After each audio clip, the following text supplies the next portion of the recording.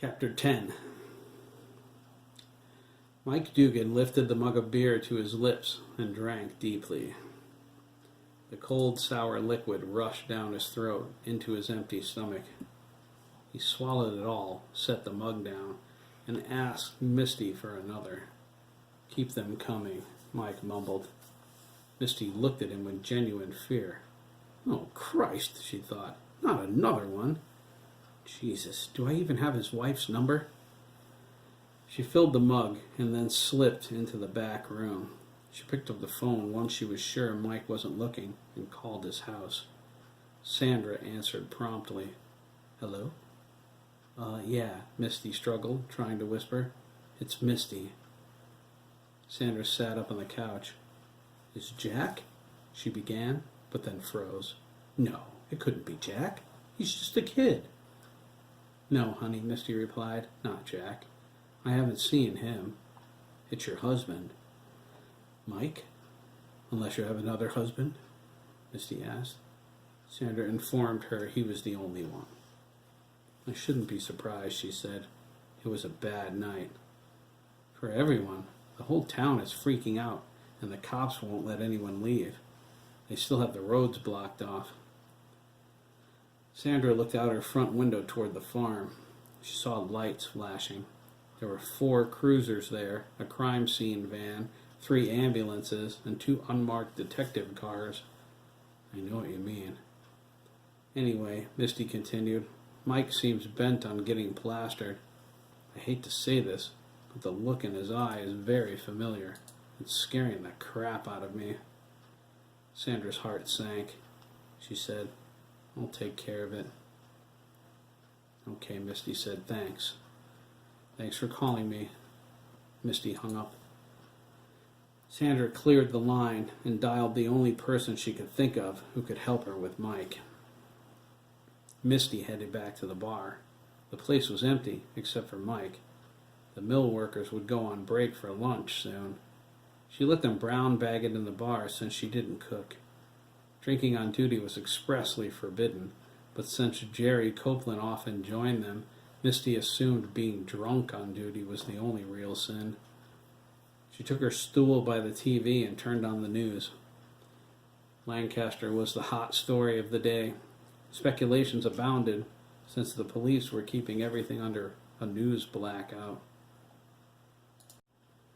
Mike glared at the screen. He grunted, disgusted, and returned to staring at his beer. Nothing made sense anymore, but that was okay. In an hour or so, he wouldn't remember any of it. Who would want to? Every time he closed his eyes, Arthur Kelly stood in front of him. He had a hole in his chest and a forlorn expression on his dead face. He held his mangled heart in his outstretched hand. It was still beating. Mike shivered and dispelled the image with another long draw off of his beer. "Are you okay, Mike?" Misty asked. Mike thought, "Did you ever ask Jack if he was okay while you emptied his wallet and helped him screw up my nephew's life?" He said nothing. He wasn't looking for a confrontation. He wanted to get drunk. He needed to clear his head before his thoughts drove him mad. He wanted to talk to his mother. He wanted her to tell him the nightmare he had, that she knew everything about his brother and the farmer wasn't real. He wanted her to tell him she didn't sacrifice Jack. She didn't ignore her suspicions and give him to that child molester. "Oh, Jesus, tell me this is just a bad dream. Christ, Mom, how could you be so stupid? How could you do that to your son?" Mike finished his beer. Misty promptly laid down another. "Do you want to run a tab?" she asked, hoping he was short on cash. Mike pulled a wad of 20s out of his pocket. He peeled off 2 and set them on the bar. Misty frowned and cashed him out. She laid the change next to his mug. She sat back on her stool and reached for the remote. The commercials were over. The live broadcast was back. Misty recognized the location. The news van was on the edge of Route 41 near Rainbow West, where she lived. If the cameraman moved a little to the left, she could see St. Peter's Church. A smart-looking woman in a plaid skirt and a summer blouse held the microphone. She stared dumbly at the camera while she waited for her cue. When the message to begin came over her earpiece, she smiled like an automaton. Misty turned up the volume. This is Nadia Gillis reporting live from Lancaster, where the residents have had the night from hell. You can say that again, Mike mumbled. Misty raised the volume more. The police still have the area cordoned off and roadblocks set up. No one is being allowed in or out at this time. The reports we're getting are sketchy, but here's what we know for sure. You don't know diddly, Mike said. He swallowed half of his beer in one gulp. His head swam. He felt the alcohol already. An as yet unknown number of young boys were murdered over the past several years and buried in unmarked graves in a pasture owned by a local farmer and suspected mass murderer Hiram Milliken. We have reports police killed Milliken during a standoff on Wickett Avenue. For reasons unknown, Milliken reportedly exhumed several of the bodies and set them on fire in front of Gibbons' garage, the local gas station and repair shop. Lyle Gibbons, the station's owner, has yet to be reached for comment. Milliken was ravaging and killing local and area youths for some years now. Why he was never suspected, or more importantly, why there weren't more reports of missing children, remains a mystery. Mike snorted. To you, maybe. The police assure us a statement is forthcoming. Meanwhile, news crews from across the nation are descending on this quiet rural community. As it stands, there are too many questions and not enough answers. Lancaster is under siege today. We can only hope her residents are safe and that the danger is over. This is Nadia Gillis reporting live from Lancaster. Back to you, Dave. She fixed her grin and waited for the cue to relax. She glanced around, wondering what was taking so long. Mike shook his head and asked Misty to turn it down. He heard all he wanted to hear. It was all bullshit. Was Bigelow feeding the media this misinformation? Mike doubted his childhood friend had the authority. Someone was, though. A lot of details were being left out. They're protecting us, Mike thought. Needing that protection angered him. Mike felt like a leaf in the wind. It only took 24 hours to tear apart everything. His family's name got dragged through the mud and stomped on. Mom, who are you, woman?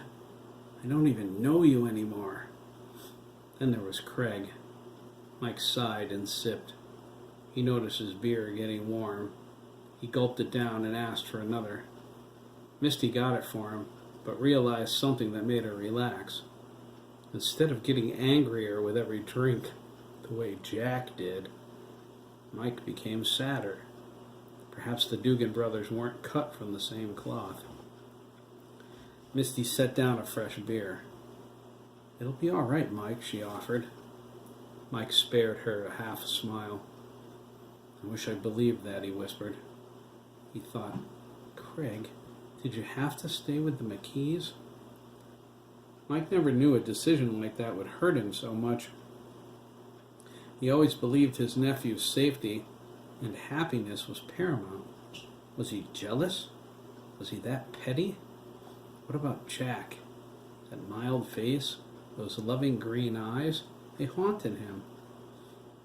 Is it true? Is it my brother back, whole, and without Hiram's dirty, rotten, stinking, filthy handprints all over him? Is he? Jesus, help me. Tell me why Mom sacrificed Jack's life. Was it really for Dad? Did she fear losing him that much? Dad would never have permitted that. He would have hung on the cross to save Jack. Didn't she know that? Was she so selfish? Was she more important than Jack? He was just a baby. Look at it all now. All the death. All those kids. Mike had the ghastly image of Ian Sturgess' angry, outraged, accusing, bloody face carved in his memory. He had every right to be angry and point the finger at us. Were all of those lives worth whether or not Dad lived another 10 years? The picture of his father's face the day he died came into his mind. He had a heart attack watching Afghanistan footage while writing to Jack. Mike believed he spotted his brother on TV, but his father didn't live to confirm that. Mike leaned on the bar. He didn't want to think anymore. He didn't want to feel. It was too much to handle. Maybe he wasn't as strong as he thought he was. Maybe he understood how the siren song of alcohol held his brother in thrall. Perhaps fighting wasn't worth it. Maybe giving up wasn't easy. It was the only choice left when nothing made sense anymore. He closed his eyes and hoisted his self-respect to his lips. A firm hand grabbed his wrist and kept the beer away from his mouth. Mike's eyes opened into Lyle Gibbons' pitiless scowl. "You picking up where your brother left off, Michael?" Lyle asked sharply. His words were as hard as his gaze. "What do you think your father would say if he saw you right now?" Mike was stunned. Lyle forced his hand down and set the beer on the bar. Mike's shame set his cheeks ablaze. Lyle turned to Misty. "Give me a club soda," he said. Misty jumped at his gruff tone. "Make some coffee, strong and black." Lyle let go of Mike's wrist and gestured toward the tables on the other side of the bar. "Let's talk," he said without sympathy. "You need to." Mike lowered his head. "It's hard, Lyle," he whispered. "Like I don't know that? Let's go." Mike slid off his stool and paused to keep steady. Lyle shook his head and went to a table in the corner. He sat down and crossed his arms, waiting for Mike to stumble over. He didn't say anything until after Misty set his club soda down and she was out of earshot. When he was sure she couldn't hear him, Lyle let Mike have it with both barrels. "What's wrong with you, Dugan?" Lyle asked, leaning into the table. Mike looked at him sadly. "What are you doing here, for Christ's sake?" "I don't know," Mike stuttered. "I just needed to think, I guess." "Horse shit," Lyle bellowed, hammering down on the table. "You're running away." Mike glared at him. "Maybe I am." Lyle's face grew cold. "You listen to me, Michael," he said. "I don't know what happened in this town yesterday, and frankly, I don't give a damn. But I know this. Our kids are in danger. We need everyone to make sure nobody else dies. You got that?" Mike didn't answer. He only nodded. "Jeremy filled in the blanks for you, right?" Lyle asked, sitting back in his chair. "You know Milliken's still out there." "I know," Mike replied. He looked up with genuine concern. "You know this is nuts, right?" Lyle's hard expression melted a little. He shook his head and let out a whoosh of breath. "Like I don't know nothing else," he replied. He scowled. "It doesn't change anything, understand?" Misty walked over before Mike could answer. She set a cup and a pot of coffee down in front of him. She poured the first one, aware her presence bred their silence. She went back behind the bar. Lyle watched her out of the corner of his eye. He turned to Mike once he was sure she wasn't eavesdropping. "Your wife called me," Lyle said. "It seems you did something that scared the crap out of Misty, enough for her to call Sandra." Mike was confused. "I only ordered a beer and told her to keep them coming." "Oh, hell!" Lyle exclaimed, thrusting his hand into the air. "No wonder." Mike looked at him oddly. "What? Don't you know that's your brother's catchphrase?" Lyle asked. "Jack always says that when he's real angry. Keep them coming. When he does, Misty knows there's going to be trouble." "Oh," Mike said. His voice was very small. Lyle spent the next half an hour lecturing Mike on his responsibilities as a man and a husband. He cautioned him strongly that this trip to the bar caused him to leave Lisa, which angered him more than anything else. Even though Jeremy healed her wounds, his daughter wasn't over what happened last night. He wasn't sure she ever would be. He knew this much. It was the only time he was coming to Mike's rescue. If Mike wanted to walk down this road, see you later, alligator. Have a nice life. There was no way Lyle was going to babysit a grown man. He reminded Mike that nothing in life was guaranteed. Sometimes the world became dog crap. He asked him if he intended to lie in it. Mike swallowed his coffee and poured another. "No," he said, "I'm not." Lyle slapped him on the shoulder. "Good." He waited until Mike finished his second cup before he spoke again. "I got a call from Virginia McKee, too." Mike shivered as Thomas's severed head came into his mind. He closed his eyes and shook the image away. What did Virginia want? Lyle said, "We're meeting at my place after the funeral." "Who is?" "Everybody, Mike. You, me, the kids, Virginia. Everyone who's involved. Everyone is in danger." Mike was surprised. "You don't think?" Lyle interrupted. "Milliken's coming back, Mike." He lowered his brow and rubbed his thick brown beard. "I know him. He doesn't like to lose. Jeremy screwed him good, all but killed him. Now he's stuck in Adler's body, but he ain't going to stand for it. He'll kill us all, Mike.